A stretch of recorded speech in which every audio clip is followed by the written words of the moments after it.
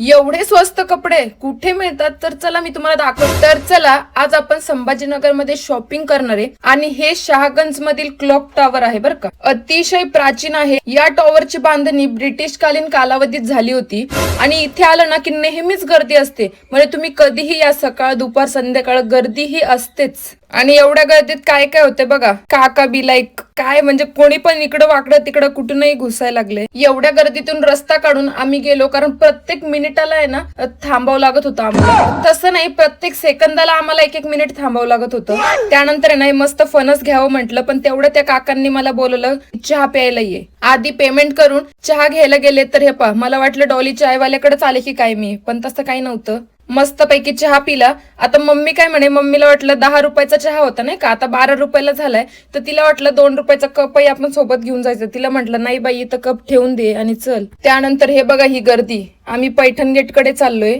कारण माझ्या भावाला घ्यायचा होता ड्रेस, कारण आधी त्याचाच नंबर असतो. मग त्याला ड्रेस वगैरे घेतला आणि मी इकडे आरशात सेल्फी घेतला. आता मलाही काहीतरी घ्यायला हवं ना. अब हमारी बारी असं म्हणत म्हणत म्हटलं पटपट चला, नाही तर पाऊस येईल, कारण ऑलरेडी 10 वाजले होते आणि गर्दी तुम्ही बघू शकता किती गर्दी होती. आणि कोणताही टॉप घ्या बरं का, फक्त 150 रुपये 100 रुपये. पावसाचे थेंब येत होते त्यामुळे शॉपिंग कॅन्सल केली आणि आम्ही पटकन निघालो. आणि मम्मीला आहे ना ते कुरडई हटायचं असतं ना ते लाकडाचं, ते घ्यायचं होतं. त्याला काय म्हणतात हे आम्हालाच माहिती नव्हतं. आम्ही त्यांना सांगत होतो, मला माहिती असेल तर मला कमेंट करून सांगा. शेवटी काय ते मिळालं नाही, तसंच आम्ही घरी गेलो.